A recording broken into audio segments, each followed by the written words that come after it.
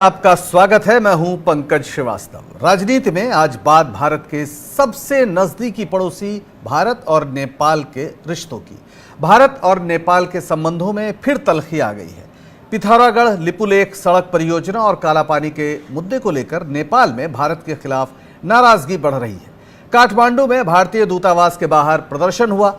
नेपाल भारत पर अपनी जमीन कब्जाने का आरोप लगा रहा है। मोदी सरकार पाकिस्तान को छोड़कर दूसरे पड़ोसी देशों के साथ रिश्ते सुधारने का दावा करती आई है। ऐसे में सवाल यह है कि आखिर नेपाल जैसे पड़ोसी देश में लोग भारत के खिलाफ सड़क पर क्यों उतर रहे हैं। सवाल इसलिए बड़ा है क्योंकि नेपाल के भारत के साथ रिश्ते हमेशा अच्छे रहे हैं, पर अब नेपाल चीन की तरफ झुकता दिख रहा है। तो क्या ये भारत सरकार की कूटनीतिक विफलता है? आखिर क्यों मोदी सरकार नेपाल जैसे ऐतिहासिक सांस्कृतिक रूप से सबसे करीबी समझे जाने वाले पड़ोसी देश नेपाल से भी रिश्ते सुधारने में नाकाम रही है? आज इन्हीं सवालों पर अगले आधे घंटे हम चर्चा करेंगे। चर्चा में हमारे साथ शामिल हो रहे हैं पूर्व राजनयिक सुरेश गोयल, विदेश मामलों के जानकार और रक्षा विशेषज्ञ मनोज जोशी, वरिष्ठ पत्रकार वेद प्रताप वैदिक, और फोन पर हमारे साथ जुड़ेंगे जेएनयू के पूर्व प्रोफेसर और विदेश मामलों के जानकार प्रोफेसर एसडी मुनि। सबसे पहले बात करते हैं सुरेश गोयल जी से। गोयल साहब, आप राजनयिक रहे हैं, इस तरह से तमाम देशों के रिश्तों को आपने करीब से देखा है। नेपाल में इस तरह भारत विरोधी भावनाओं का भड़कना कैसे देखते हैं आप इसको? देखिए पंकज, मैं अगर आजकल को जो हो रहा है कि भावना भड़क रही है, मैं थोड़ा सा इसका जो रूट है लिपुलेख पास का जो ये इसमें जा रही है, इसका थोड़ा सा इतिहास जानना जरूरी है जी। देखिए, ट्रेडिशनली कम से कम 200-300 सालों से ये जो रूट रहा है, ये हमेशा से हिंदुस्तान से चाइना तिब्बत की तरफ जाने के लिए, ट्रेड के लिए एक रास्ता रहा है। इसके अलावा जो कैलाशन मानसरोवर के लिए जो तीर्थ यात्रा पर यहाँ से लोग जाया करते थे, बुद्धिस्ट या हिंदू, तो कम से कम 200-300 सालों से वो भी रूट चलता रहा है। 1962 वॉर के दौरान उसके बाद में यहाँ पर तल्खी आई, रास्ता बंद हुआ। 1977 में जब हमारे राजदूत दोबारा चीन गए और चीन के राजदूत यहाँ पर आए, तो उसका सबसे पहला एक अर्ली हार्वेस्ट ये रहा कि 1981 में ये रास्ता दोबारा खुला और यहाँ से तीर्थ यात्रा दोबारा शुरू हुई। और 1992 में इस रास्ते से बॉर्डर ट्रेड का भी रास्ता खुला। बॉर्डर ट्रेड का जो रास्ता है, रूट, ये काली नदी के किनारे किनारे जाकर के जी काला पानी से सीधा जाके लिपुलेख पास पर इनको ये क्रॉस करते हैं टक। मैं वहां खुद जा चुका हूं रास्ते के ऊपर। कभी भी मेरी याद में कभी भी यहाँ पर ऐसी तल्खी नहीं हुई। तभी भी जब मैं 1996 में या 1996 में जब मैं गया था वहां पर कैलाशन मानसरोवर की यात्रा पर, तब भी काला पानी ये जो एरिया क्लेम कर रहे हैं कि नेपाल का है, तब भी वहां पर इंडियन कैंप था। वहां पर लिपुलेख पास को हमेशा से मानते रहे हैं कि हिंदुस्तान में रहा है वो, तो कभी भी नहीं रहा है ये। तो अभी जो एक नेपाल में ये भावनाएं भड़की हैं। और एक चीज और मैं बताना चाहूंगा कि उस रास्ते में जो ट्रेड होता है, ट्रेड के लिए खाली यही नहीं कि हिंदुस्तानी ट्रेडर्स होते हैं, नेपाल का भी ट्रेड होता है। बिल्कुल। सुरेश जी, मैं आपको टोकूंगा और लोगों से भी बात करनी है, दोबारा आपके पास आएंगे। दरअसल सवाल ये भी उठ रहा है कि नेपाल की सरकार लगातार ये मांग कर रही है कि इस पर भारत सरकार जो अभी स्थिति है उस पर तुरंत बात करे, जो भारत सरकार उस पर उस तरह से रिएक्ट नहीं कर रही है। प्रोफेसर एसडी मुनि हमारे साथ हैं। प्रोफेसर साहब, क्या लगता है कि भारत सरकार नेपाल को टेकन फॉर ग्रांटेड ले रही है, या फिर हमारी कूटनीतिक और जो विदेश नीति की समझ है उसमें कुछ समस्या है? देखिए, हमारा जो नेबरहुड फर्स्ट का पॉलिसी मोदी जी का था, वो लड़खड़ाने लगा है 2015 के बाद में ना। और हमने उस संविधान में कुछ परिवर्तन लाने के लिए हस्तक्षेप भी किया डिप्लोमेटिक तरीके से। और उसके बाद वहाँ पे जो इकोनॉमिक पाबंदियां कुछ लगी, जिसको वो लोग ब्लॉकेड कहते हैं, उससे वहाँ के लोगों ने वहाँ के राष्ट्रवाद का राजनीतिकरण करके उसको भारत के खिलाफ कर दिया है। और तब से ये रिश्तों में तनाव लगातार चल रहा है और नेपाल बराबर एक बात कहता है कि जो हमारे अनसुलझे हुए मुद्दे हैं उनको बैठ के सुलझाया जाना चाहिए। और ये सही बात है कि ये जो बॉर्डर का मुद्दा है, करीब मैं बताऊं 97-98% बॉर्डर तो सेटल्ड है, उस पर डिस्प्यूट नहीं है। जो 2-3% का रह गया था उस पर यह तय हुआ कि दोनों फॉरेन सेक्रेटरी आपस में मिल के उसका सुलटा करेंगे, लेकिन हमारा फॉरेन सेक्रेटरी अभी इस स्थिति में नहीं है कि बताए। और अभी ये हमने कहा है कि ये कोविड होने के बाद में जब नॉर्मल स्थिति हो जाएगी तब हम बैठ के बात करेंगे। लेकिन नेपाली कुछ तो राजनीति से प्रेरित होकर और कुछ अपने राष्ट्रवाद से प्रेरित होकर बार बार इस बात को कहते हैं कि नेपाल के साथ भारत ठीक बर्ताव नहीं कर रहा। 1 मिनट और अगर आप दें तो मैं कह दूं कि जहां तक ये काले पानी क्षेत्र का सवाल है, उसमें दोनों भारत के पास भी अपने प्रमाण हैं और नेपाल के पास भी अपने प्रमाण हैं। तो इन प्रमाणों को बैठकर ही सुलझाना पड़ेगा। नेपाल 1816 की सुगौली संधि पे जाता है और भारत के पास में पुराने अंग्रेजों के जमाने के नक्शे हैं, जबकि नेपाल ने उन पर कोई ऐतराज नहीं उठाया बाद में। और अभी ये इस काले पानी के मुद्दे को लेकर नेपाल का ऐतराज 1990 के बाद में ही कोई जोर शोर से शुरू हुआ है, उसके पहले नहीं था। और चीन के ये जैसा सुरेश जी ने कहा, हमारे फौजी भी वहाँ बैठे हैं और यही नहीं, चीन ने भी मान लिया है कि जो हमारी उनके साथ सीमा है उसमें नेपाल का ये हिस्सा कहीं नहीं आता है, लेकिन नेपाल उसको अपना हिस्सा मानता है। तो ये कुछ हद तक देखिए वहाँ कम्युनिस्ट सरकार है और चीन ये चाहता है कि अब वो सरकार उनके वश में रहे। और अब चूंकि बॉर्डर के ऊपर हमारी बातचीत हो रही है और तनाव भी है कई जगह में, इसलिए चीन ये जरूर चाहता होगा कि भारत को वहां से दखल किया जाए। बिल्कुल। और तो इसीलिए वो जरूर उसको सपोर्ट कर रहा होगा। इसमें लगातार अपने अपने तर्क हैं, जैसा आपने कहा कि 1816 की सुगौली संधि का वो जिक्र बार बार करता है और ये भी कहता है कि 1961 में उसने जो है वो जनगणना करवाई थी काला पानी में, जबकि 1962 के युद्ध के बाद से ही भारतीय सैनिक वहां पर मौजूद हैं। मनोज जोशी जी, ये सारे विवाद तो हैं जो हमें औपनिवेशिक रूप से मिले हैं, औपनिवेशिक इतिहास के साथ नत्थी हैं ये सब विवाद, लेकिन इस समय जो स्थिति है, क्या भारत सरकार के पास इतना वक्त नहीं है कि वो जो नेतृत्व है नेपाल का उसको इंगेज करती, उससे वार्ता करती, या फिर इसकी जरूरत ही नहीं है, नेपाल को जो करना हो करे, इस सोच पर हम चले गए? देखिए, मुनि जी ने आपसे कहा कि 2015 से एक स्थिति पैदा हुई है जहां तक कि भारत विरोधी सवाल हैं, जो नेपाल में जो भारत विरोधी राजनीति है, ये तो बहुत पहले से चली आ रही है, कोई नई बात नहीं है।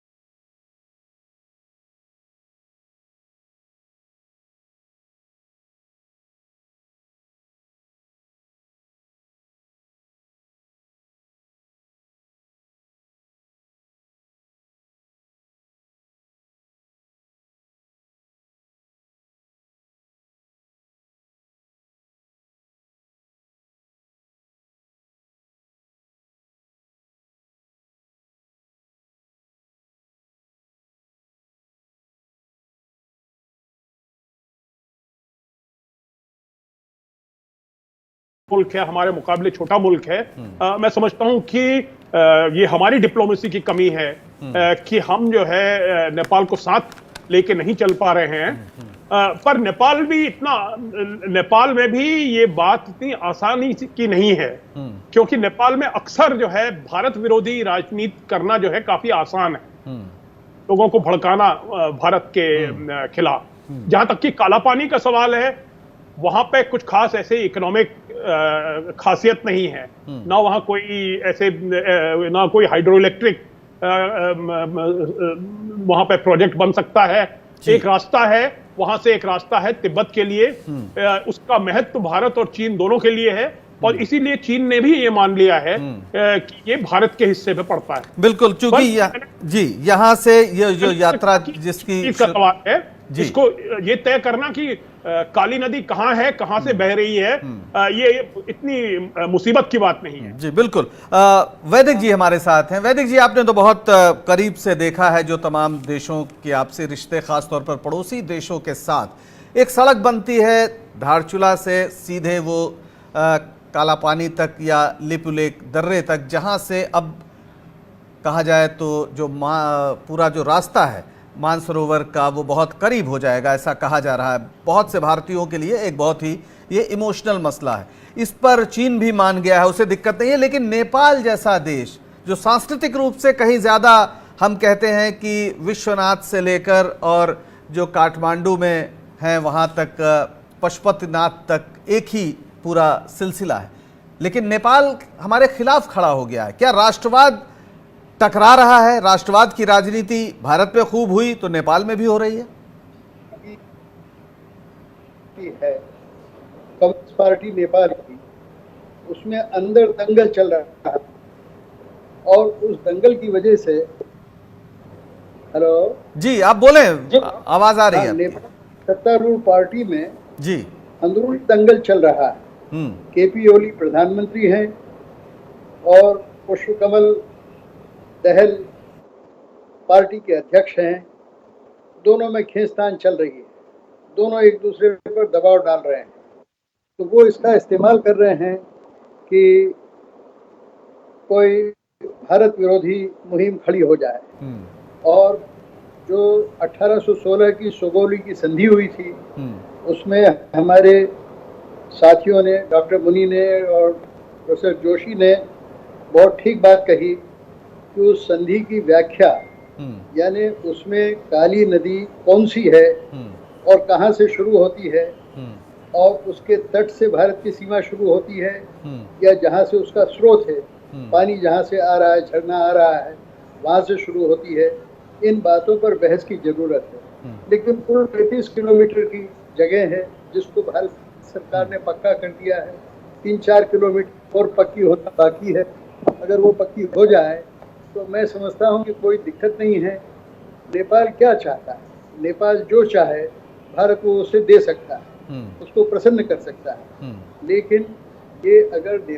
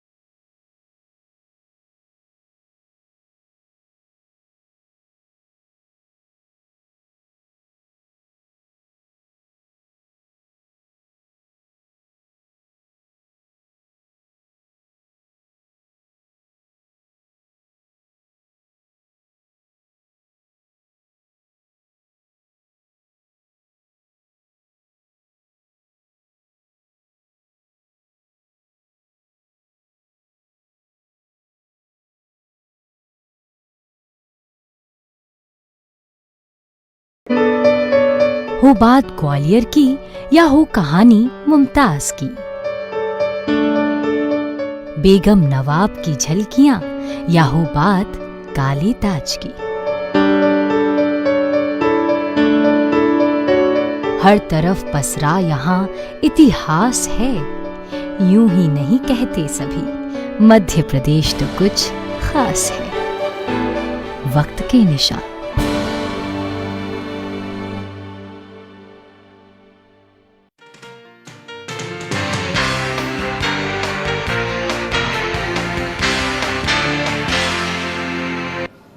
ब्रेक के बाद राजनीति में आपका एक बार फिर स्वागत है। आज हम बात कर रहे हैं कि आखिर नेपाल में भारत के खिलाफ प्रदर्शन क्यों हो रहे हैं, खास तौर पर जिस तरीके से अभी रक्षा मंत्री राजनाथ सिंह ने एक सड़क का उद्घाटन किया, धारचूला से जो सीधे लिपुलेख दर्रे तक जाती है, उसके बाद ये प्रदर्शन और बढ़ गए और कहा जा रहा है कि भारत ने नेपाल की जमीन पर कब्जा कर लिया है और इस मुद्दे पर भारतीय नेतृत्व बात करने को तैयार नहीं है। जेएनयू के प्रोफेसर एसडी मुनि हमारे साथ हैं। प्रोफेसर मुनि, ये जो बात नेपाल के तमाम नेताओं और मंत्रियों की ओर से आई है कि भाई भारत के नेता जो है, ये सरकार जो है, वो इस मुद्दे पर बात ही नहीं करना चाहती, एड्रेस ही नहीं कर रही है, तो ये जो बिग ब्रदर एटीट्यूड का बार बार सवाल उठता रहा है कि आप मानते ही नहीं कि नेपाल की कोई हैसियत है, ये कहीं ज्यादा अपमानित करने वाली बात है। क्या सचमुच ये आरोप सही है? क्या इसमें कुछ दम लगता है आपको? ये आरोप सही भी है और उसका राजनीतिकरण भी किया गया, दोनों बातें हैं जी। सही इस माने में है कि फॉरेन सेक्रेटरी लेवल की बात का जो प्रपोजल है वो नेपाल ने रखा हुआ है और हमने उस पर अभी तस्दीक नहीं की है। उसके अलावा मैं आपको बता दूं और भी मुद्दे हैं जिससे नेपाल बहुत नाराज है कि उन पे बातचीत नहीं हो रही है। जैसे डिमोनेटाइजेशन के वक्त में बहुत सारा पैसा नेपाल का उसमें अटक गया, उसका कोई फैसला नहीं हुआ है अभी तक। जो एमिनेंट पर्सन्स ग्रुप बना था उसकी रिपोर्ट बन गई, उस रिपोर्ट के ऊपर सरकारों की अभी कोई समीकरण नहीं बना है। तो इस तरह से नेपाल बहुत सारे मुद्दों को लेके नाराज है और जब एक मुद्दा सामने आता है तो सभी कुछ बात उस पर बिखर पड़ती है। तो ये दोनों ही बातें हैं कि एक तो हम बात नहीं कर रहे हैं इस बॉर्डर के मामले पर पिछले कुछ समय से, ये बात सही है नेपाल की।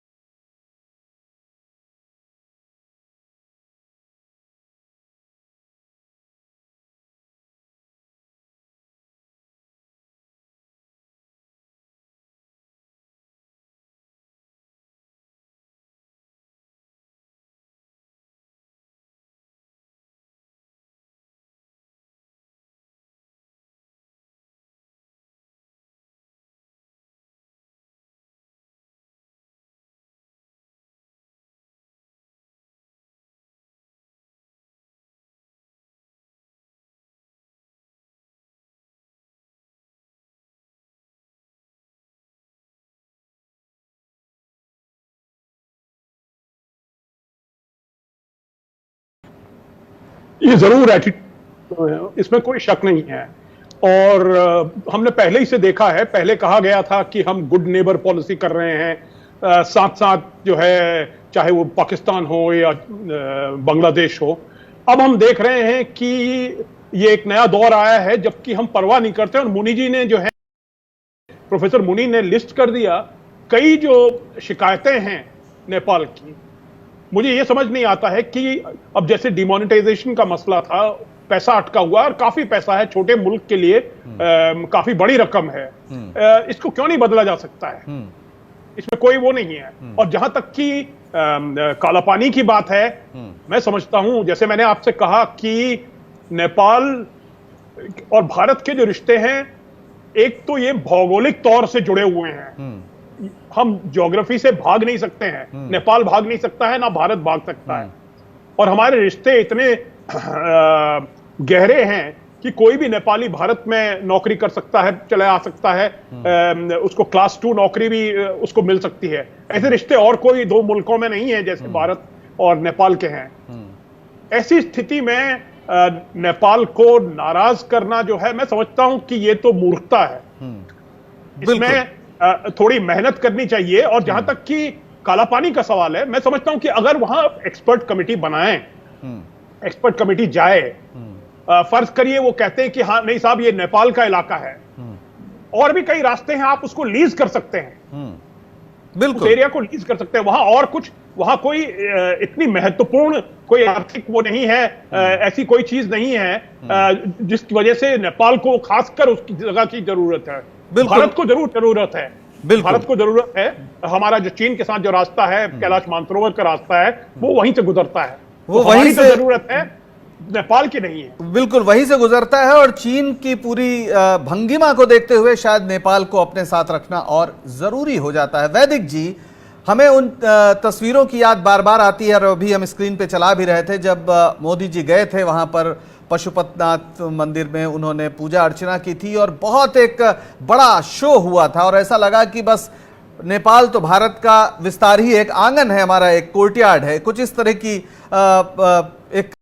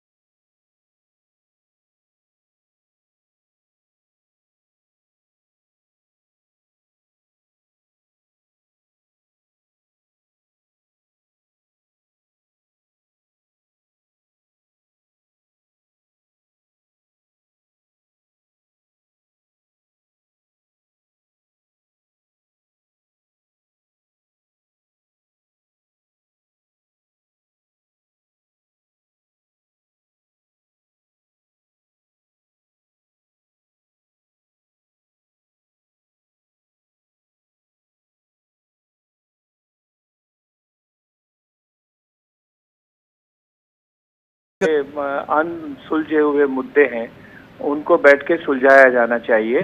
और ये सही बात है कि ये जो बॉर्डर का मुद्दा है, करीब मैं बताऊं 97-98% बॉर्डर तो सेटल्ड है, उस पर डिस्प्यूट नहीं है। जो 2-3% का रह गया था उस पर यह तय हुआ कि दोनों फॉरेन सेक्रेटरी आपस में मिल के उसका सुलटा करेंगे, लेकिन हमारा फॉरेन सेक्रेटरी अभी इस स्थिति में नहीं है कि बताए। और अभी ये हमने कहा है कि ये कोविड होने के बाद में जब नॉर्मल स्थिति हो जाएगी तब हम बैठ के बात करेंगे। लेकिन नेपाली कुछ तो राजनीति से प्रेरित होकर और कुछ अपने राष्ट्रवाद से प्रेरित होकर बार बार इस बात को कहते हैं कि नेपाल के साथ भारत ठीक बर्ताव नहीं कर रहा। 1 मिनट और अगर आप दें तो मैं कह दूं कि जहां तक ये काले पानी क्षेत्र का सवाल है, उसमें दोनों भारत के पास भी अपने प्रमाण हैं और नेपाल के पास भी अपने प्रमाण हैं। तो इन प्रमाणों को बैठकर ही सुलझाना पड़ेगा। नेपाल 1816 की सुगौली संधि पे जाता है और भारत के पास में पुराने अंग्रेजों के जमाने के नक्शे हैं, जबकि नेपाल ने उन पर कोई ऐतराज नहीं उठाया बाद में। और अभी ये इस काले पानी के मुद्दे को लेकर नेपाल का ऐतराज 1990 के बाद में ही कोई जोर शोर से शुरू हुआ है, उसके पहले नहीं था। और चीन के ये जैसा सुरेश जी ने कहा, हमारे फौजी भी वहाँ बैठे हैं और यही नहीं, चीन ने भी मान लिया है कि जो हमारी उनके साथ सीमा है उसमें नेपाल का ये हिस्सा कहीं नहीं आता है, लेकिन नेपाल उसको अपना हिस्सा मानता है। तो ये कुछ हद तक देखिए वहाँ कम्युनिस्ट सरकार है और चीन ये चाहता है कि अब वो सरकार उनके वश में रहे। और अब चूंकि बॉर्डर के ऊपर हमारी बातचीत हो रही है और तनाव भी है कई जगह में, इसलिए चीन ये जरूर चाहता होगा कि भारत को वहां से दखल किया जाए। बिल्कुल। और तो इसीलिए वो जरूर उसको सपोर्ट कर रहा होगा। इसमें लगातार अपने अपने तर्क हैं, जैसा आपने कहा कि 1816 की सुगौली संधि का वो जिक्र बार बार करता है और ये भी कहता है कि 1961 में उसने जो है वो जनगणना करवाई थी काला पानी में, जबकि 1962 के युद्ध के बाद से ही भारतीय सैनिक वहां पर मौजूद हैं। मनोज जोशी जी, ये सारे विवाद तो हैं जो हमें औपनिवेशिक रूप से मिले हैं, औपनिवेशिक इतिहास के साथ नत्थी हैं ये सब विवाद, लेकिन इस समय जो स्थिति है, क्या भारत सरकार के पास इतना वक्त नहीं है कि वो जो नेतृत्व है नेपाल का उसको इंगेज करती, उससे वार्ता करती, या फिर इसकी जरूरत ही नहीं है, नेपाल को जो करना हो करे, इस सोच पर हम चले गए? देखिए, मुनि जी ने आपसे कहा कि 2015 से एक स्थिति पैदा हुई है जहां तक कि भारत विरोधी सवाल हैं। जो नेपाल में जो भारत विरोधी राजनीति है ये तो बहुत पहले से चली आ रही है, कोई नई बात नहीं है। जहां तक कि काला पानी का सवाल है, देखिए मैं कुमाऊं का रहने वाला हूं, हमारे लिए तो काला पानी बहुत करीब की हमारे लिए मानी जाती है, काफी करीब की जगह है। हमारे दादा परदादा वहां से तिब्बत जाते थे, तो हमारे लिए भी एक इमोशनल मामला है और नेपाल में भी लग रहा है कि ये एक इमोशनल मामला बन गया है। पर इसको सुलझाने में कोई ऐसी ज्यादा परेशानी नहीं है। सवाल ये है कि काली नदी कहां है, कौन सी है, और ये चीज जो है ये आज के जमाने में जो ज्योग्राफिकल एक्सपर्टीज है उससे बहुत आसानी से पता की जा सकती है। पर वो तभी होगा जबकि दोनों साइड जो हैं आपस में मिलकर बैठेंगे, एक्सपर्ट कमेटी बनाएंगे, एक्सपर्ट कमेटी को वहां भेजेंगे और जमीन पे देखेंगे कि साहब इस काली नदी कौन सी है, कौन सा उसका मेन स्ट्रीम जो है, जो मेन स्रोत है वो कहां से बह रहा है।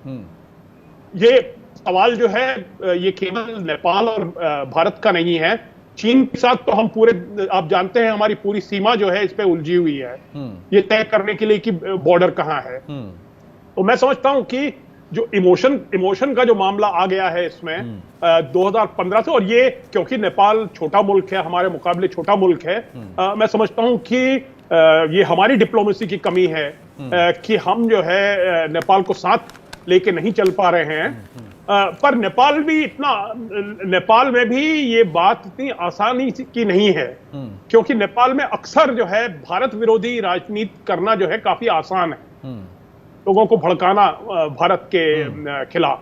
जहां तक कि काला पानी का सवाल है, वहां पे कुछ खास ऐसे इकोनॉमिक खासियत नहीं है, ना वहां कोई ऐसे ना कोई hydro electric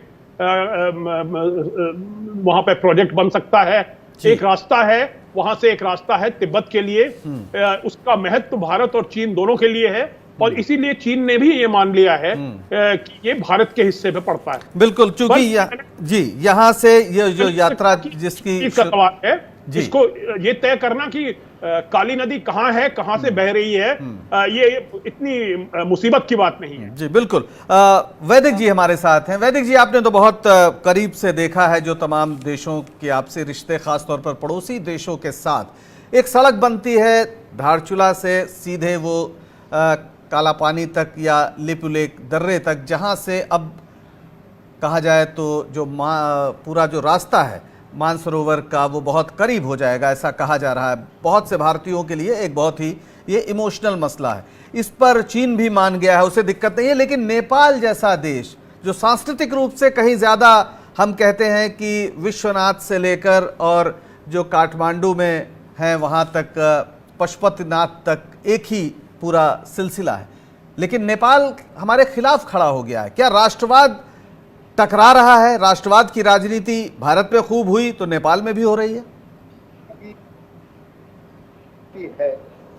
communist party Nepal की, उसमें अंदर दंगल चल रहा है, और उस दंगल की वजह से, हेलो जी आप बोले, आवाज आ रही है। नेपाल सत्तारूढ़ पार्टी में जी अंदरूनी दंगल चल रहा है। केपी ओली प्रधानमंत्री हैं और पुष्पकमल दहल पार्टी के अध्यक्ष हैं। दोनों में खींचतान चल रही है, दोनों एक दूसरे पर दबाव डाल रहे हैं। तो वो इसका इस्तेमाल कर रहे हैं कि कोई भारत विरोधी मुहिम खड़ी हो जाए। और जो 1816 की सुगौली की संधि हुई थी, उसमें हमारे साथियों ने, डॉक्टर मुनि ने और प्रोफेसर जोशी ने बहुत ठीक बात कही कि उस संधि की व्याख्या, यानी उसमें काली नदी कौन सी है और कहाँ से शुरू होती है, और उसके तट से भारत की सीमा शुरू होती है या जहाँ से उसका स्रोत है, पानी जहाँ से आ रहा है, झरना आ रहा है, वहाँ से शुरू होती है। इन बातों पर बहस की जरूरत है। लेकिन कुल 35 किलोमीटर की जगह है जिसको भारत सरकार ने पक्का कर दिया है। 3-4 किलोमीटर और पक्की होना बाकी है। अगर वो पक्की हो जाए तो मैं समझता हूँ कि कोई दिक्कत नहीं है। नेपाल क्या चाहता है? नेपाल जो चाहे भारत को उसे दे सकता है, उसको प्रसन्न कर सकता है। लेकिन ये अगर नेपाल इसको राजनीतिक विवाद बनाएगा तो वो खुद बहुत परेशानी में पड़ जाएगा। क्योंकि जैसा डॉक्टर मुनि ने कहा कि उस जमाने में कोई नक्शे वगैरह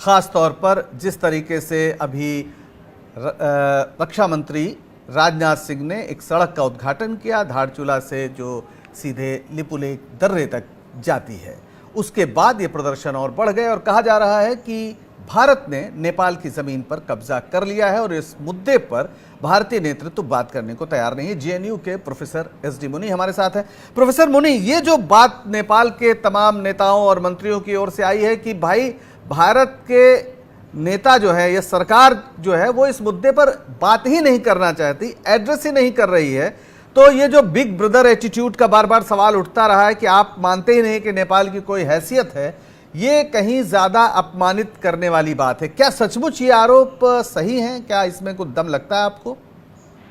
ये आरोप सही भी है और उसका राजनीतिकरण भी किया गया, दोनों बातें हैं जी। सही इस माने में है कि फॉरेन सेक्रेटरी लेवल की बात का जो प्रपोजल है वो नेपाल ने रखा हुआ है और हमने उस पर अभी तस्दीक नहीं की है। उसके अलावा मैं आपको बता दूं और भी मुद्दे हैं जिससे नेपाल बहुत नाराज है कि उन पर बातचीत नहीं हो रही है। जैसे डिमोनेटाइजेशन के वक्त में बहुत सारा पैसा नेपाल का उसमें अटक गया, उसका कोई फैसला नहीं हुआ है अभी तक। जो एमिनेंट पर्सन्स ग्रुप बना था उसकी रिपोर्ट बन गई, उस रिपोर्ट के ऊपर सरकारों की अभी कोई समीकरण नहीं बना है। तो इस तरह से नेपाल बहुत सारे मुद्दों को लेके नाराज है और जब एक मुद्दा सामने आता है तो सभी कुछ बात उस पर बिखर पड़ती है। तो ये दोनों ही बातें हैं कि एक तो हम बात नहीं कर रहे हैं इस बॉर्डर के मामले पर पिछले कुछ समय से, ये बात सही है नेपाल की, ये है कि नेपाल में इसका राजनीतिकरण किया जा रहा है, चाहे वो आंतरिक जो पार्टी में विरोध है उसकी वजह से हो या जो नेपाल का राष्ट्रवाद भारत मुखी हो गया है उसको बना दिया गया है। जैसे मैंने कहा पहले से भी होता था लेकिन 2015 से ज्यादा सशक्त हो गया है क्योंकि वो बॉर्डर में जो इकोनॉमिक ब्लॉकेड हुआ उसकी वजह से वहाँ का आम आदमी इफेक्ट हुआ और सबको लगा कि ये भारत की वजह से हम तंग हैं। तो इकोनॉमिक ब्लॉकेज जैसी जो स्मृतियां हैं वो कटुता को और नहीं गई है जी, गई नहीं है और वो उस अंदर भरी हुई है। गोयल साहब, आपको क्या लगता है कि ये जो बात हो रही है नेपाल की ओर से कि आप बात ही नहीं कर रहे हैं, आप इस प्रॉब्लम को एड्रेस ही नहीं कर रहे हैं, क्या ऐसा नहीं लगता कि इस पूरे खित्ते में खास तौर पर चीन के पक्ष में यह बात जाती है कि नेपाल अगर भारत से दूर होता है, क्या इस पे गंभीरता से सोचने की जरूरत भारतीय सत्ता प्रतिष्ठान को नहीं है? देखिए, जैसा क्या है कि पहले आपने ही बताया और प्रोफेसर मुनि ने बताया कि यहाँ पर चीन पहले ही इस बात के लिए राजी हो चुका है कि सड़क में जो ये लिपुलेख ये भारत का हिस्सा है और वहाँ पे सड़क बननी चाहिए और काला पानी के ऊपर भी उसकी कोई ऐसी प्रतिक्रिया नहीं है। हमें एक बात समझनी चाहिए कि आज का नेपाल ये 1990 का या 2000 का नेपाल नहीं है। नेपाल में एक जो राष्ट्रवादी नीति है कि हम बराबर के देश हैं, जो पहले का था कि नहीं हम भारत के साथ में है, भारत बड़ा भाई है, रोटी बेटी का संबंध है, वो चीज़ें धीरे धीरे परे हट रही हैं और अब हमको नेपाल से, अब नेपाल को हमसे जो बातचीत है वो बिल्कुल जैसे दो इंडिपेंडेंट नेशंस हैं जिनके हिस्टोरिकल जो कंटेक्स्ट है वो इतना भी महत्वपूर्ण के लिए नहीं रह गया है। तो मेरा आप जैसे काला पानी का जो है, काला पानी के बारे में बातचीत 2000 से पहले या 10 साल से पहले कोई बातचीत उसकी ऐसी होती भी नहीं थी। तो हमको अब ये समझ करके कि नेपाल की अपनी एक राष्ट्रवादी नीति है, उसको ध्यान में रखते थे उनसे बात करनी पड़ेगी। चाइना का इसमें मुद्दा हमको जो है ज़्यादा नहीं उठाना चाहिए, वो इसमें जो है चाहते हैं कि आगे बढ़ेगी। दूसरी चीज़ ये है कि हमें ये एम्फेसाइज करना होगा कि जो सड़क बन रही है या बनी हुई है उसमें हमारा भी उतना ही हित है और नेपाल का भी उतना हित है। अगर उनको ये लगता है कि इसमें हमारा एक शेयर इंटरेस्ट है तो मेरे ख्याल है बातचीत करने में आसानी रहेगी। बिल्कुल, लेकिन बातचीत करनी पड़ेगी, उसके अलावा कोई रास्ता बिल्कुल। और समस्या यही है कि भारत पर आरोप नेपाल का यही है कि बात ही हम नहीं कर रहे हैं। मनोज जी, आप पूरी स्थिति को देख रहे हैं और जिस तरीके से वहां पर यह सवाल उठ रहा है कि ये बात क्यों नहीं कर रहे हैं आप, क्या भारत सत्ता प्रतिष्ठान जो वर्तमान है वो क्या नेपाल की संप्रभुता का सम्मान नहीं करता है या नहीं करना चाहता और उसे लगता है कि ये तो हमारे छोटा भाई है, वैसे ही इसको रहना चाहिए? कोई ये एटीट्यूड की प्रॉब्लम है? ये जरूर एटीट्यूड, इसमें कोई शक नहीं है। और हमने पहले ही से देखा है, पहले कहा गया था कि हम गुड नेबर पॉलिसी कर रहे हैं, साथ साथ जो है चाहे वो पाकिस्तान हो या बांग्लादेश हो। अब हम देख रहे हैं कि ये एक नया दौर आया है जबकि हम परवाह नहीं करते। और मुनि जी ने जो है, प्रोफेसर मुनि ने लिस्ट कर दिया कई जो शिकायतें हैं नेपाल की। मुझे ये समझ नहीं आता है कि अब जैसे डिमोनेटाइजेशन का मसला था, पैसा अटका हुआ और काफी पैसा है, छोटे मुल्क के लिए काफी बड़ी रकम है, इसको क्यों नहीं बदला जा सकता है? इसमें कोई वो नहीं है। और जहां तक कि काला पानी की बात है, मैं समझता हूं, जैसे मैंने आपसे कहा कि नेपाल और भारत के जो रिश्ते हैं, एक तो ये भौगोलिक तौर से जुड़े हुए हैं, हम ज्योग्राफी से भाग नहीं सकते हैं, नेपाल भाग नहीं सकता है, ना भारत भाग सकता है। और हमारे रिश्ते इतने गहरे हैं कि कोई भी नेपाली भारत में नौकरी कर सकता है, चला आ सकता है, उसको क्लास 2 नौकरी भी उसको मिल सकती है। ऐसे रिश्ते और कोई दो मुल्कों में नहीं है जैसे भारत और नेपाल के हैं। ऐसी स्थिति में नेपाल को नाराज करना जो है, मैं समझता हूं कि ये तो मूर्खता है।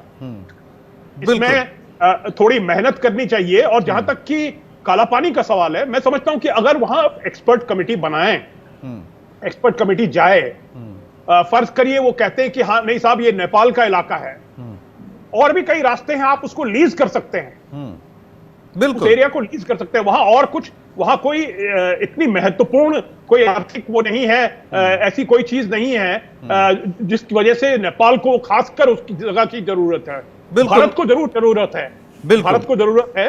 हमारा जो चीन के साथ जो रास्ता है, कैलाश मानसरोवर का रास्ता है, वो वहीं से गुजरता है, वो वहीं से जरूरत है, नेपाल की नहीं है। बिल्कुल वहीं से गुजरता है। और चीन की पूरी भंगिमा को देखते हुए शायद नेपाल को अपने साथ रखना और जरूरी हो जाता है। वैदिक जी, हमें उन तस्वीरों की याद बार बार आती है, और अभी हम स्क्रीन पे चला भी रहे थे, जब मोदी जी गए थे वहां पर पशुपतिनाथ मंदिर में, उन्होंने पूजा अर्चना की थी और बहुत एक बड़ा शो हुआ था। और ऐसा लगा कि बस नेपाल तो भारत का विस्तार ही, एक आंगन है हमारा, एक कोर्टयार्ड है, कुछ इस तरह की एक वो कोशिश की गई थी छवि बनाने की। लेकिन आज वहां जिस तरीके से नौजवान सड़क पर आपके खिलाफ यानी भारत के खिलाफ उतर कर गिरफ्तारी भी दे रहा है, क्या ऐसा नहीं लगता कि हमारी जो पुरानी पूरी विदेश नीति थी, जिसमें हम तीसरी दुनिया के तो नेतृत्वकारी शक्ति थे ही, पड़ोसियों के भी, पाकिस्तान को छोड़ दें तो आमतौर पर उनके हम बहुत ही हित चिंतक के रूप में सामने आते थे, क्या हमारी अहमन्यता ने, कथित रूप से अगर मैं कहूं, जो आरोप है, उसकी वजह से हम इस स्थिति को खो चुके हैं? देखिए, इसमें असली मामला है हमारी नौकरशाही का। 2015 में जो नेपाल की हमने घेराबंदी की थी, क्या वो वही नेता कर सकते हैं जो नेपाल को अपना तीर्थ मानते हैं, जो नेपाल को हिंदू राष्ट्र मानते हैं, जो नेपाल को भारत से, पड़ोसी देशों को तो मित्र मानते हैं, नेपाल को भाई मानते हैं? क्या ऐसे देश की हम घेराबंदी कर सकते हैं? लेकिन नौकरों ने सलाह दी घेराबंदी कर। 5 साल पहले जब हमारे प्रधानमंत्री और चीन के बीच समझौता हुआ था, और ये जो निपुलेख पास है कर रहा है, उससे आने जाने का, व्यापार करने, तब नेपाल ने आपत्ति की थी और कहा था कि दोनों देशों के विदेश सचिव मिलकर आपस में बात करें। अरे भाई, बात करने में क्या बिगड़ रहा है? बात करना चाहिए ना। लेकिन हमने क्या सोचा, अरे 35 किलोमीटर का मामला है, कच्चा रास्ता है, उसको जरा मजबूत बना दें, फिर होगी बात, होगी तो होगी, नहीं तो नहीं होगी। ये ठीक नहीं है।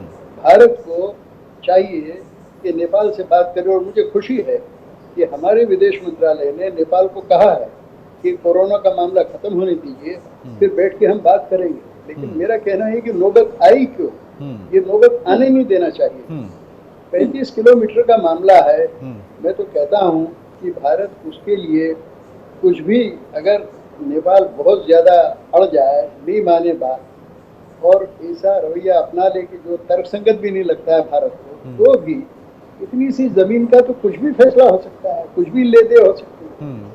बिल्कुल। और इस तरह से सीमाओं का निर्धारण होता रहा है, खास तौर पर जो देश औपनिवेशिक इतिहास से जुड़े हैं, उनके सीमाओं के निर्धारण के प्रश्न महत्वपूर्ण रहे हैं और वही नेतृत्व इतिहास में याद किया जाता है जो बहुत शाइस्तगी से इन समस्याओं को हल करके देश को आगे बढ़ा ले जाए। और ये चुनौती आज के भारतीय नेतृत्व के सामने भी है, क्योंकि नेपाल में भारत के खिलाफ प्रदर्शन हो ये सिर्फ सुर्खियों का मामला नहीं है, बल्कि ये आपके मानस पर चोट पहुंचाने वाली बात भी हो सकती है।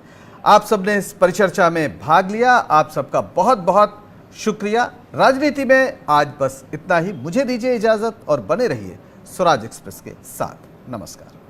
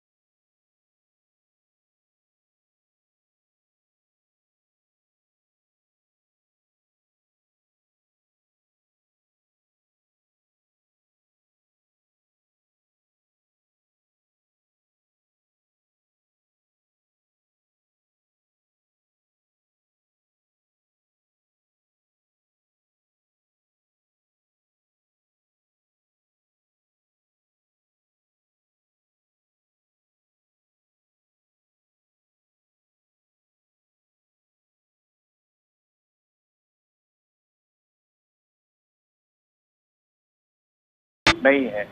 जो 2-3% का रह गया था उस पर यह तय हुआ कि दोनों फॉरेन सेक्रेटरी आपस में मिल के उसका सुलटा करेंगे, लेकिन हमारा फॉरेन सेक्रेटरी अभी इस स्थिति में नहीं है कि बताए। और अभी ये हमने कहा है कि ये कोविड होने के बाद में जब नॉर्मल स्थिति हो जाएगी तब हम बैठ के बात करेंगे। लेकिन नेपाली कुछ तो राजनीति से प्रेरित होकर और कुछ अपने राष्ट्रवाद से प्रेरित होकर बार बार इस बात को कहते हैं कि नेपाल के साथ भारत ठीक बर्ताव नहीं कर रहा। 1 मिनट और अगर आप दें तो मैं कह दूं कि जहां तक ये काले पानी क्षेत्र का सवाल है उसमें दोनों भारत के पास भी अपने प्रमाण हैं और नेपाल के पास भी अपने प्रमाण हैं। तो इन प्रमाणों को बैठकर ही सुलझाना पड़ेगा। नेपाल 1816 की सुगौली संधि पे जाता है और भारत के पास में पुराने अंग्रेजों के जमाने के नक्शे हैं, जबकि नेपाल ने उन पर कोई ऐतराज नहीं उठाया बाद में। और अभी ये इस काले पानी के मुद्दे को लेकर नेपाल का ऐतराज 1990 के बाद में ही कोई जोर शोर से शुरू हुआ है, उसके पहले नहीं था। और चीन के ये जैसा सुरेश जी ने कहा हमारे फौजी भी वहाँ बैठे हैं और यही नहीं, चीन ने भी मान लिया है कि जो हमारी उनके साथ सीमा है उसमें नेपाल का ये हिस्सा कहीं नहीं आता है, लेकिन नेपाल उसको अपना हिस्सा मानता है।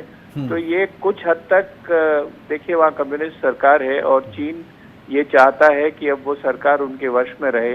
और अब चूंकि बॉर्डर के ऊपर हमारी बातचीत हो रही है और तनाव भी है कई जगह में, इसलिए चीन ये जरूर चाहता होगा कि भारत को वहां से दखल किया जाए। बिल्कुल। और तो इसीलिए वो जरूर उसको सपोर्ट कर रहा होगा। इसमें लगातार अपने अपने तर्क हैं, जैसा आपने कहा कि 1816 की सुगौली संधि का वो जिक्र बार बार करता है और ये भी कहता है कि 1961 में उसने जो है वो जनगणना करवाई थी काला पानी में, जबकि 1962 के युद्ध के बाद से ही भारतीय सैनिक वहां पर मौजूद हैं। मनोज जोशी जी, ये सारे विवाद तो हैं जो हमें औपनिवेशिक रूप से मिले हैं, औपनिवेशिक इतिहास के साथ नत्थी हैं ये सब विवाद, लेकिन इस समय जो स्थिति है, क्या भारत सरकार के पास इतना वक्त नहीं है कि वो जो नेतृत्व है नेपाल का उसको इंगेज करती, उससे वार्ता करती, या फिर इसकी जरूरत ही नहीं है, नेपाल को जो करना हो करे, इस सोच पर हम चले गए?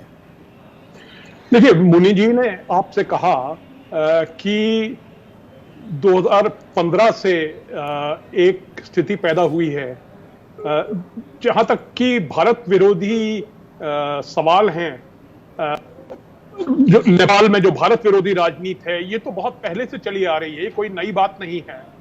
जहां तक कि काला पानी का सवाल है, देखिए मैं कुमाऊं का रहने वाला हूं, हमारे लिए तो काला पानी बहुत करीब की हमारे लिए मानी जाती है, काफी करीब की जगह है। हमारे दादा परदादा वहां से तिब्बत जाते थे, तो हमारे लिए भी एक इमोशनल मामला है और नेपाल में भी लग रहा है कि ये एक इमोशनल मामला बन गया है। पर इसको सुलझाने में कोई ऐसी ज्यादा परेशानी नहीं है। सवाल ये है कि काली नदी कहां है, कौन सी है, और ये चीज जो है ये आज के जमाने में जो ज्योग्राफिकल एक्सपर्टीज है उससे बहुत आसानी से पता की जा सकती है।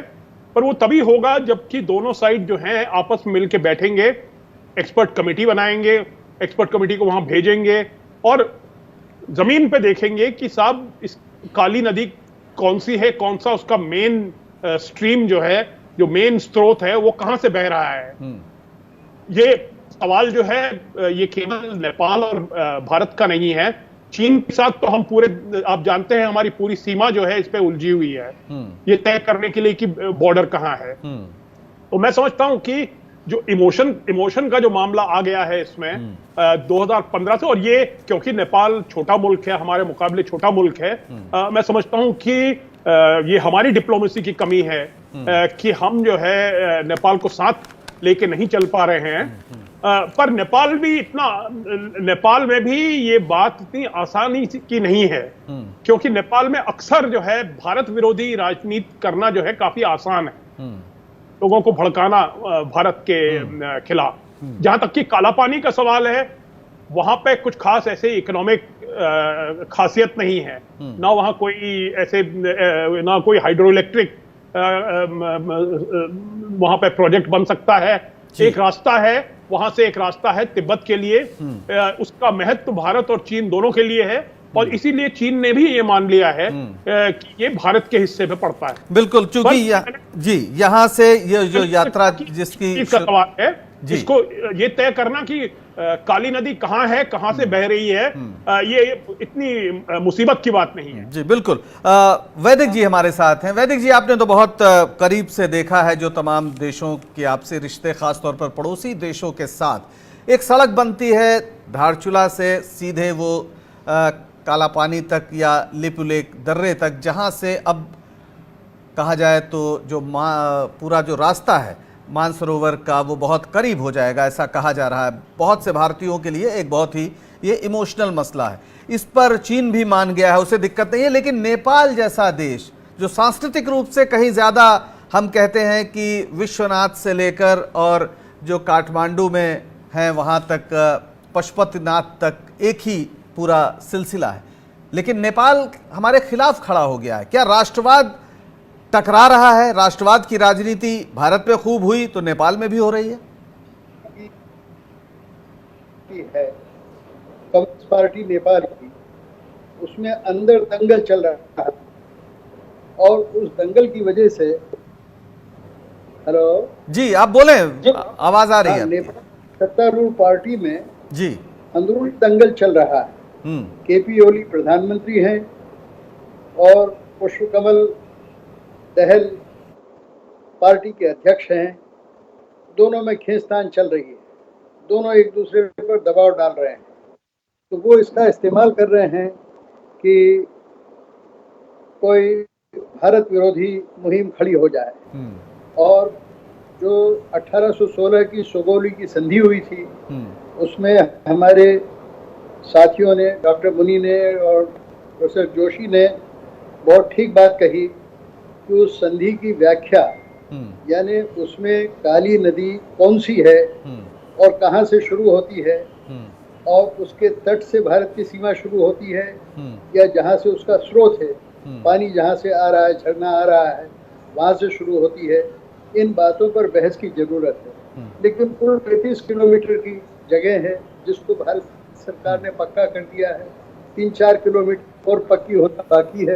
अगर वो पक्की हो जाए तो मैं समझता हूँ कि कोई दिक्कत नहीं है। नेपाल क्या चाहता है? नेपाल जो चाहे भारत को उसे दे सकता है, उसको प्रसन्न कर सकता है। लेकिन ये अगर नेपाल इसको राजनीतिक विवाद बनाएगा तो वो खुद बहुत परेशानी में पड़ जाए। क्योंकि जैसा डॉक्टर मुनि ने कहा कि उस जमाने में कोई नक्शे वगैरह बनाने की हैसियत नेपाल के पास थी नहीं। अंग्रेजों ने जो नक्शे बनाए उसके हिसाब से तो जमीन हमारी है। और 1962 तक नेपाल को भी कोई एतराज नहीं था। 1962 में पहली बार नेपाल ने एतराज किया।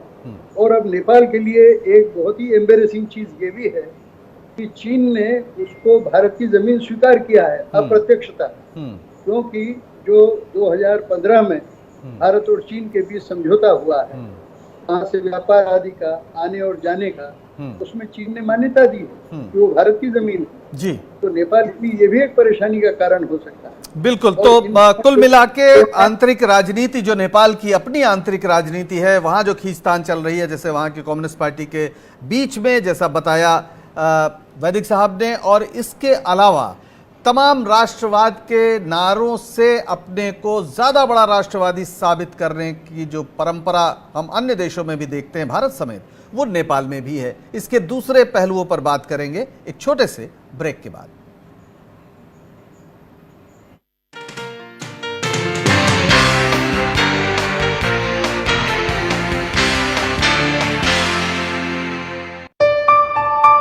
चलो इतिहास के कुछ पन्ने पलटते हैं। चलो उस दौर में कुछ दूर चलते हैं। हो बात ग्वालियर की या हो कहानी मुमताज की, बेगम नवाब की झलकियां या हो बात काले ताज की, हर तरफ पसरा यहाँ इतिहास है। यूं ही नहीं कहते सभी, मध्य प्रदेश तो कुछ खास है। वक्त के निशान।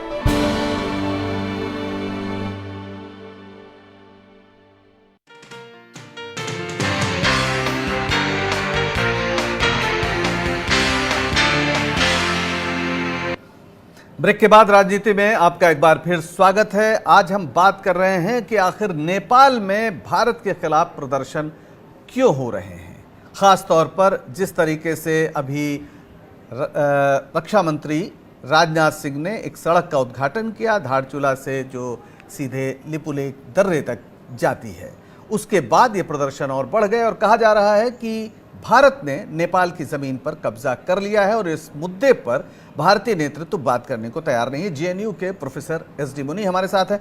प्रोफेसर मुनि, ये जो बात नेपाल के तमाम नेताओं और मंत्रियों की ओर से आई है कि भाई भारत के नेता जो है या सरकार जो है वो इस मुद्दे पर बात ही नहीं करना चाहती, एड्रेस ही नहीं कर रही है, तो ये जो बिग ब्रदर एटीट्यूड का बार बार सवाल उठता रहा है कि आप मानते ही नहीं कि नेपाल की कोई हैसियत है, ये कहीं ज्यादा अपमानित करने वाली बात है। क्या सचमुच ये आरोप सही है? क्या इसमें कुछ दम लगता है आपको? ये आरोप सही भी है और उसका राजनीतिकरण भी किया गया, दोनों बातें हैं जी। सही इस माने में है कि फॉरेन सेक्रेटरी लेवल की बात का जो प्रपोजल है वो नेपाल ने रखा हुआ है और हमने उस पर अभी तस्दीक नहीं की है।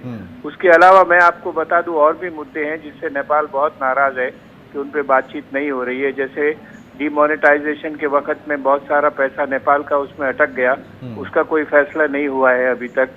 जो एमिनेंट पर्सन्स ग्रुप बना था उसकी रिपोर्ट बन गई, उस रिपोर्ट के ऊपर सरकारों की अभी कोई समीकरण नहीं बना है।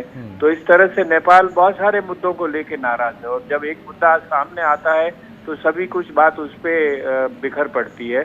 तो ये दोनों ही बातें हैं कि एक तो हम बात नहीं कर रहे हैं इस बॉर्डर के मामले पर पिछले कुछ समय से, ये बात सही है नेपाल की, ये है कि नेपाल में इसका राजनीतिकरण किया जा रहा है, चाहे वो आंतरिक जो पार्टी में विरोध है उसकी वजह से हो या जो नेपाल का राष्ट्रवाद भारत मुखी हो गया है उसको बना दिया गया है। जैसे मैंने कहा पहले से भी होता था लेकिन 2015 से ज्यादा सशक्त हो गया है क्योंकि वो बॉर्डर में जो इकोनॉमिक ब्लॉकेड हुआ उसकी वजह से वहाँ का आम आदमी इफेक्ट हुआ और सबको लगा कि ये भारत की वजह से हम तंग हैं।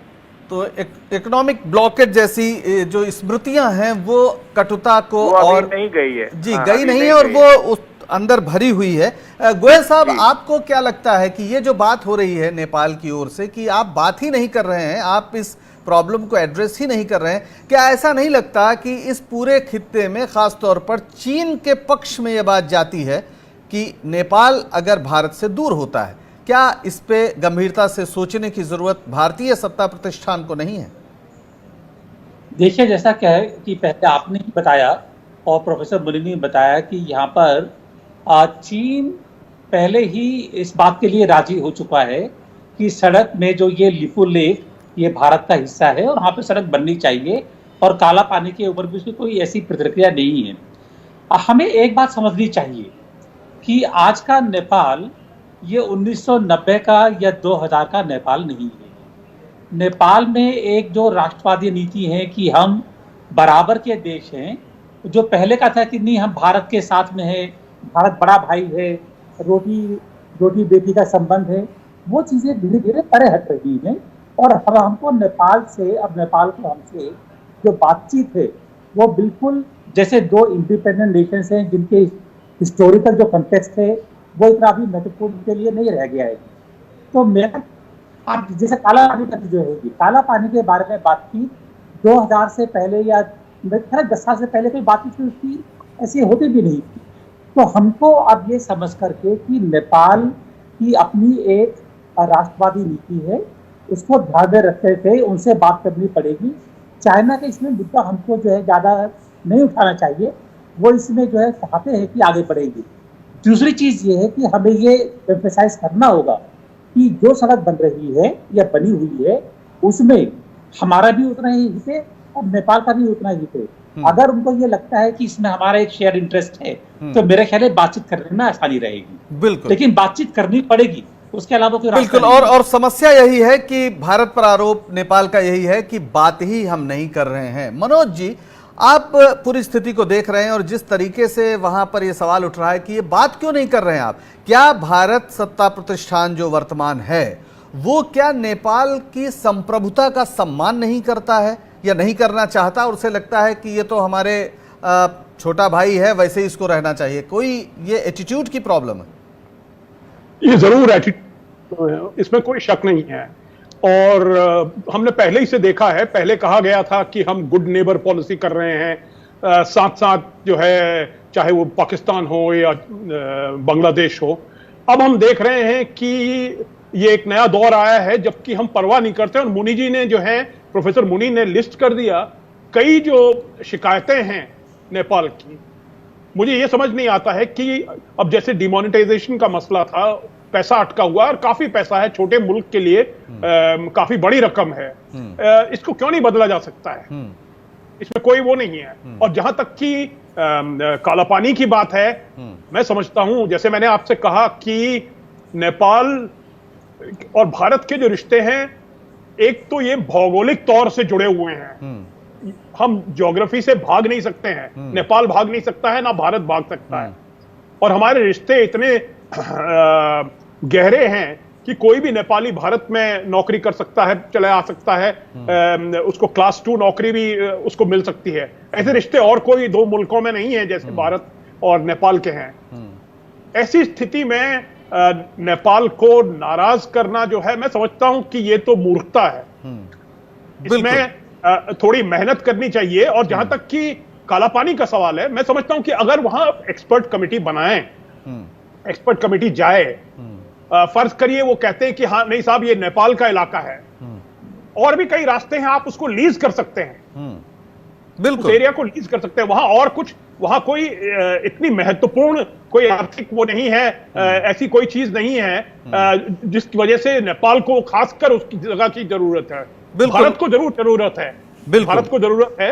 हमारा जो चीन के साथ जो रास्ता है, कैलाश मानसरोवर का रास्ता है, वो वहीं से गुजरता है, वो वहीं से जरूरत है, नेपाल की नहीं है। बिल्कुल वहीं से गुजरता है। और चीन की पूरी भंगिमा को देखते हुए शायद नेपाल को अपने साथ रखना और जरूरी हो जाता है। वैदिक जी, हमें उन तस्वीरों की याद बार बार आती है, और अभी हम स्क्रीन पे चला भी रहे थे, जब मोदी जी गए थे वहां पर पशुपतनाथ मंदिर में, उन्होंने पूजा अर्चना की थी और बहुत एक बड़ा शो हुआ था। और ऐसा लगा कि बस नेपाल तो भारत का विस्तार ही, एक आंगन है हमारा, एक कोर्टयार्ड है, कुछ इस तरह की एक वो कोशिश की गई थी छवि बनाने की। लेकिन आज वहां जिस तरीके से नौजवान सड़क पर आपके खिलाफ यानी भारत के खिलाफ उतरकर गिरफ्तारी भी दे रहा है, क्या ऐसा नहीं लगता कि हमारी जो पुरानी पूरी विदेश नीति थी, जिसमें हम तीसरी दुनिया के तो नेतृत्वकारी शक्ति थे ही, पड़ोसियों के भी पाकिस्तान को छोड़ दें तो आमतौर पर उनके हम बहुत ही हित चिंतक के रूप में सामने आते थे, क्या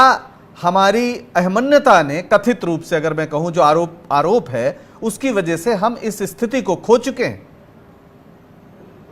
देखिए, इसमें असली मामला है हमारी नौकरशाही का। 2015 में जो नेपाल की हमने घेराबंदी की थी, क्या वो वही नेता कर सकते हैं जो नेपाल को अपना तीर्थ मानते हैं, जो नेपाल को हिंदू राष्ट्र मानते हैं, जो नेपाल को भारत से, पड़ोसी देशों को तो मित्र मानते हैं, नेपाल को भाई मानते हैं? क्या ऐसे देश की हम घेराबंदी कर सकते हैं?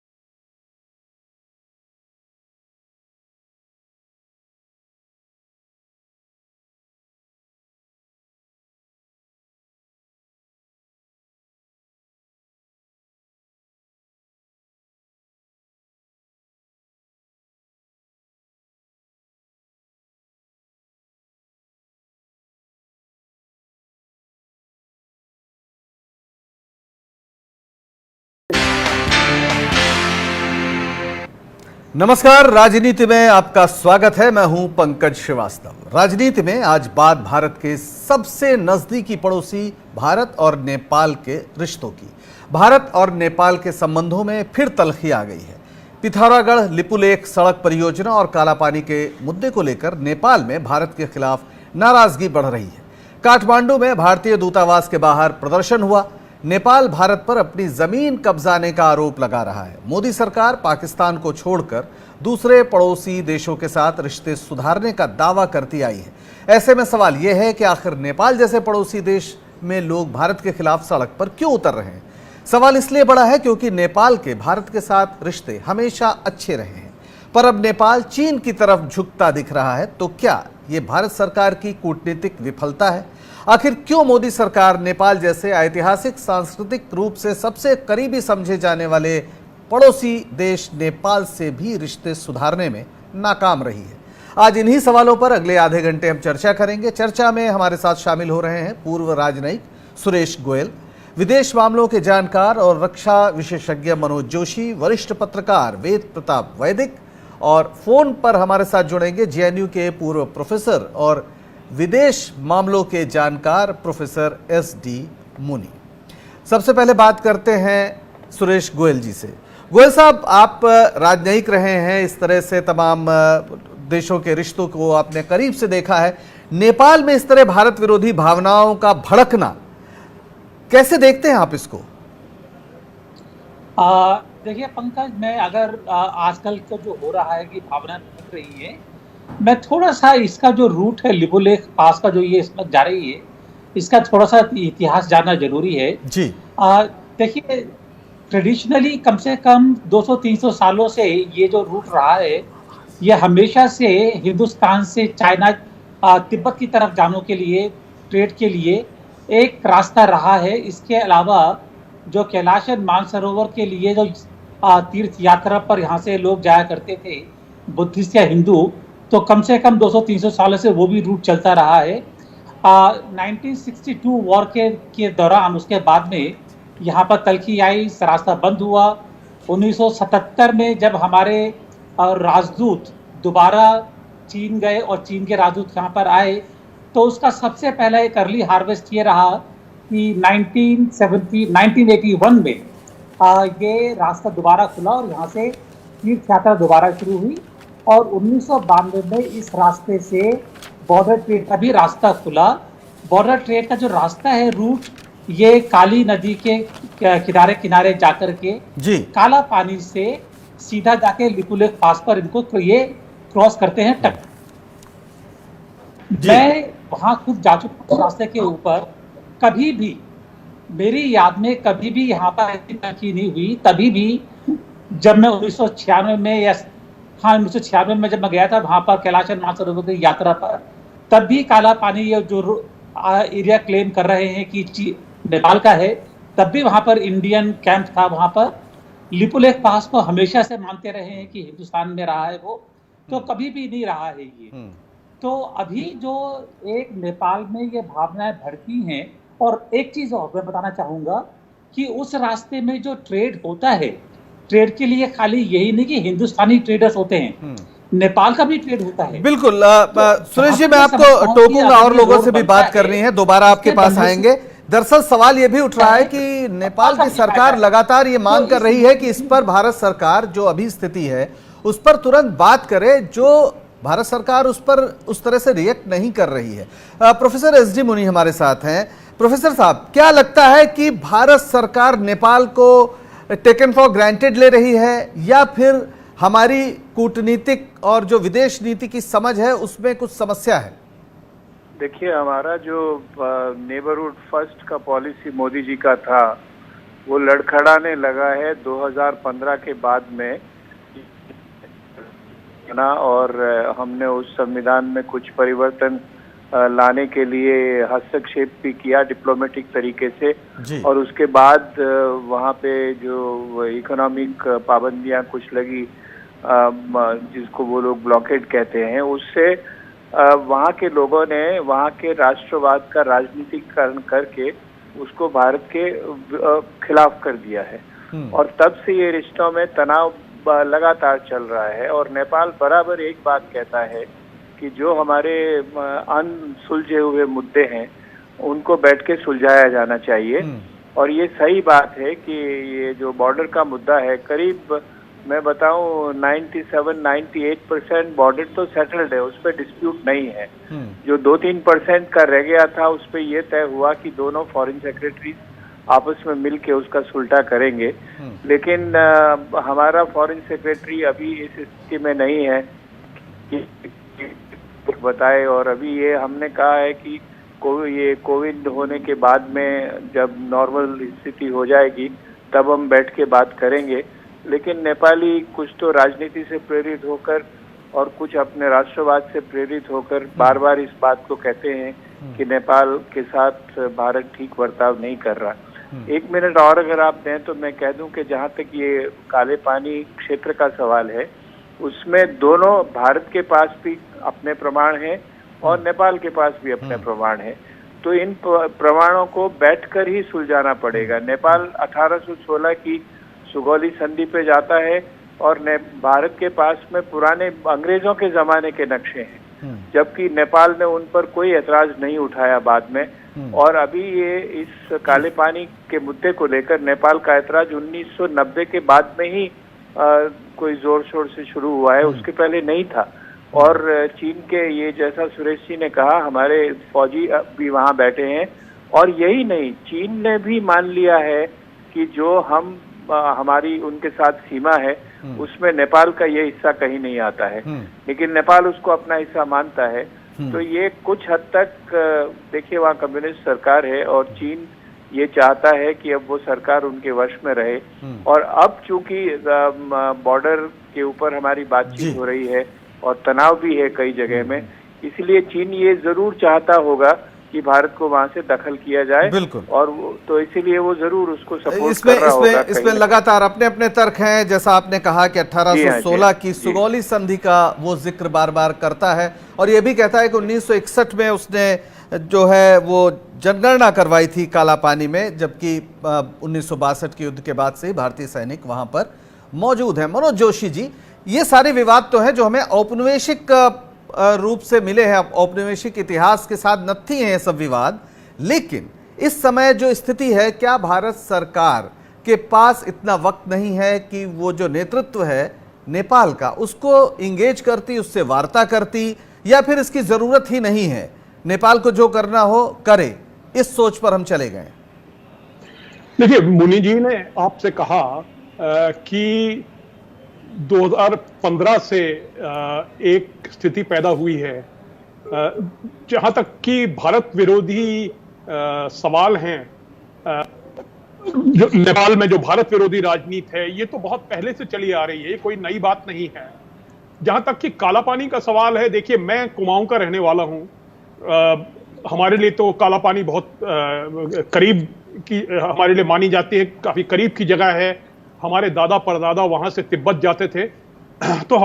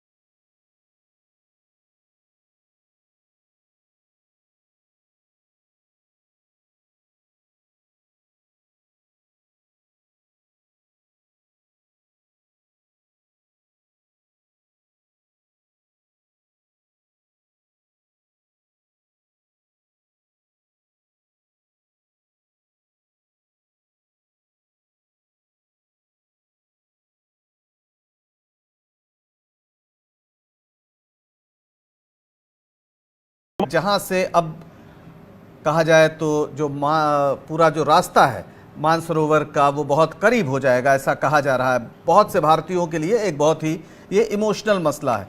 इस पर चीन भी मान गया है, उसे दिक्कत नहीं है, लेकिन नेपाल जैसे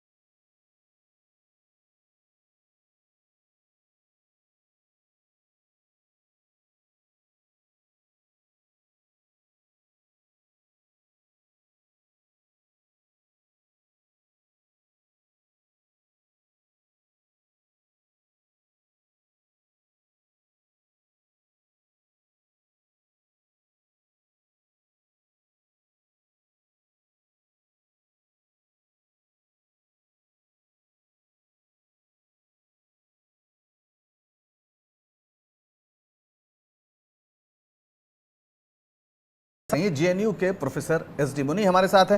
प्रोफेसर मुनि, ये जो बात नेपाल के तमाम नेताओं और मंत्रियों की ओर से आई है कि भाई भारत के नेता जो है या सरकार जो है वो इस मुद्दे पर बात ही नहीं करना चाहती, एड्रेस ही नहीं कर रही है, तो ये जो बिग ब्रदर एटीट्यूड का बार बार सवाल उठता रहा है कि आप मानते ही नहीं कि नेपाल की कोई हैसियत है, ये कहीं ज्यादा अपमानित करने वाली बात है। क्या सचमुच ये आरोप सही है? क्या इसमें कुछ दम लगता है आपको?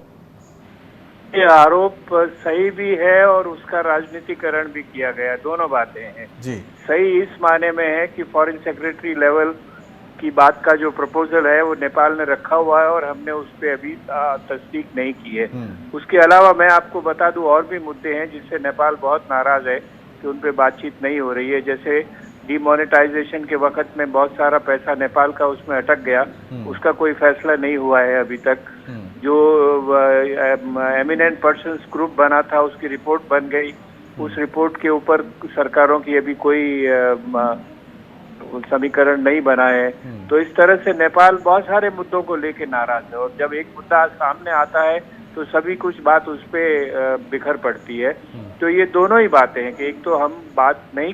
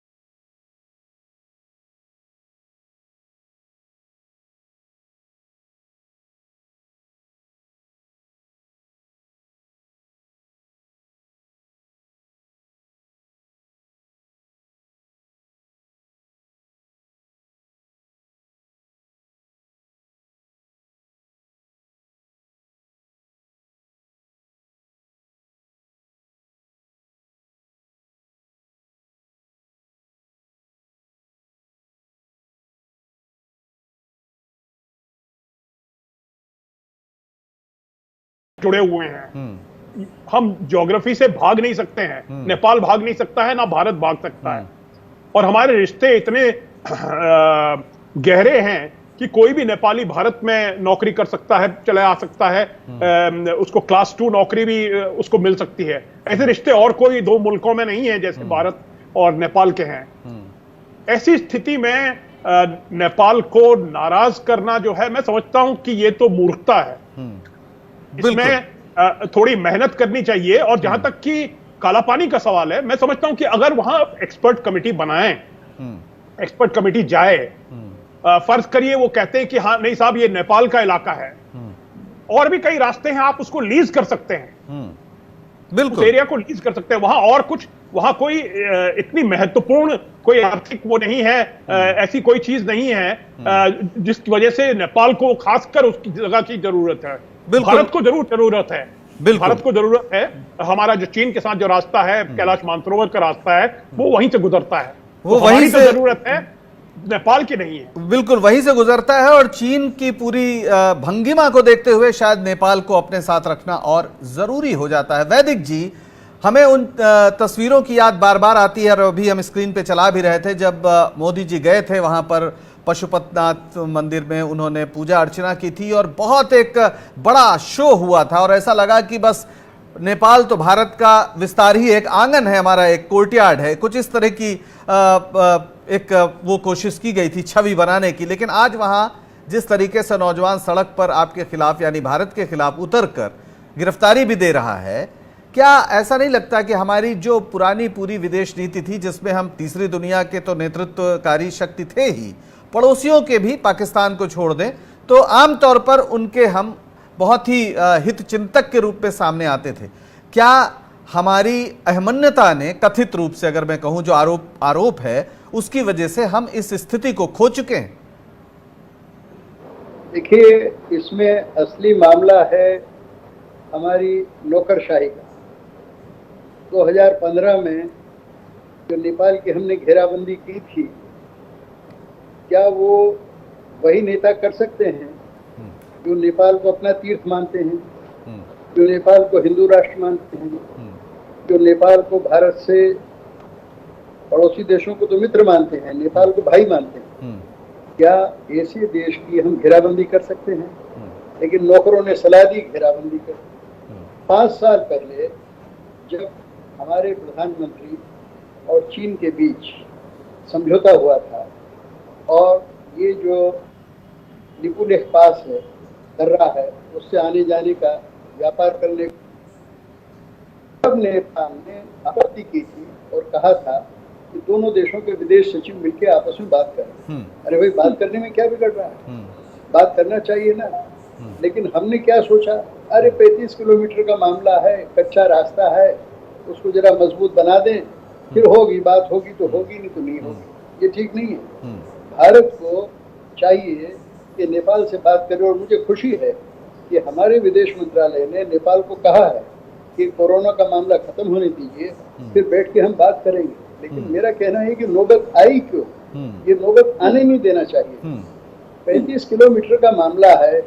मैं तो कहता हूँ कि भारत उसके लिए कुछ भी, अगर नेपाल बहुत ज्यादा अड़ जाए, नहीं माने बात, और ऐसा रवैया अपना ले कि जो तर्कसंगत भी नहीं लगता है भारत को, तो भी इतनी सी जमीन का तो कुछ भी फैसला हो सकता है, कुछ भी ले दे हो सकती है। बिल्कुल। और इस तरह से सीमाओं का निर्धारण होता रहा है। खास तौर पर जो देश औपनिवेशिक इतिहास से जुड़े हैं, उनके सीमाओं के निर्धारण के प्रश्न महत्वपूर्ण रहे हैं, और वही नेतृत्व इतिहास में याद किया जाता है जो बहुत शाइस्तगी से इन समस्याओं को हल करके देश को आगे बढ़ा ले जाए। और ये चुनौती आज के भारतीय नेतृत्व के सामने भी है, क्योंकि नेपाल में भारत के खिलाफ प्रदर्शन हो, ये सिर्फ सुर्खियों का मामला नहीं है, बल्कि ये आपके मानस पर चोट पहुंचाने वाली बात भी हो सकती है। आप सबने इस परिचर्चा में भाग लिया, आप सबका बहुत बहुत शुक्रिया। राजनीति में आज बस इतना ही। मुझे दीजिए इजाजत और बने रहिए स्वराज एक्सप्रेस के साथ। नमस्कार।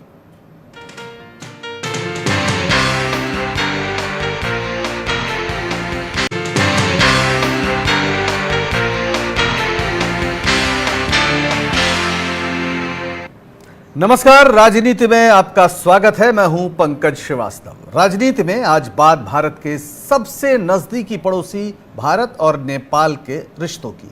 भारत और नेपाल के संबंधों में फिर तलखी आ गई है। पिथौरागढ़ लिपुलेख सड़क परियोजना और कालापानी के मुद्दे को लेकर नेपाल में भारत के खिलाफ नाराजगी बढ़ रही है। काठमांडू में भारतीय दूतावास